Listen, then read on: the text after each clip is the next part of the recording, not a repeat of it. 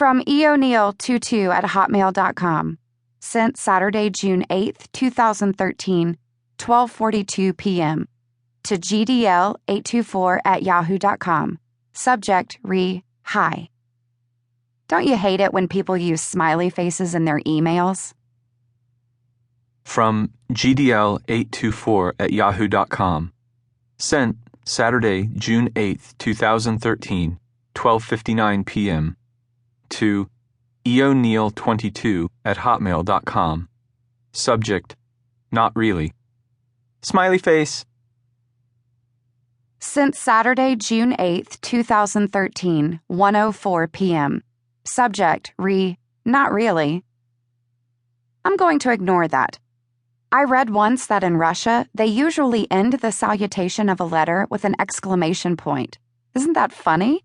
It must always seem like they're shouting at each other, or that they're really surprised to find themselves in touch.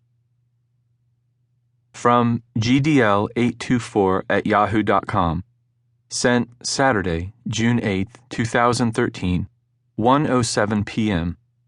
To eoneil22@hotmail.com. Subject, not a chance. Or maybe they're just really happy to be writing to that person. Like I am. Smiley face. Sent Saturday, June 8th, 2013, 1:11 p.m. Subject, not a chance. Well, thank you. But that's not what happy looks like. Sent Saturday, June 8th, 2013, 1:12 p.m. What does it look like then? Since Saturday, June 8th, 2013, 1:18 p.m. Subject, what happy looks like.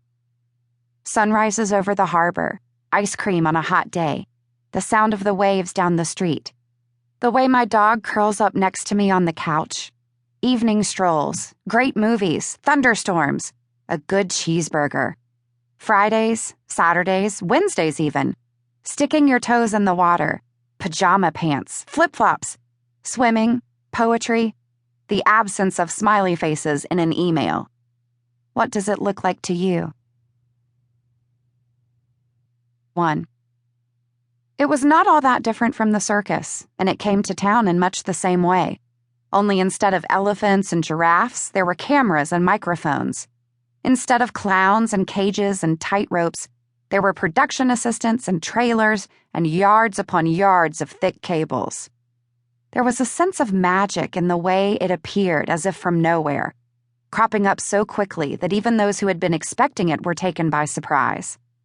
And as the people of Henley showed up to watch, even the most jaded members of the film crew couldn't help feeling a slight shiver of anticipation, a low current of electricity that seemed to pulse through the town.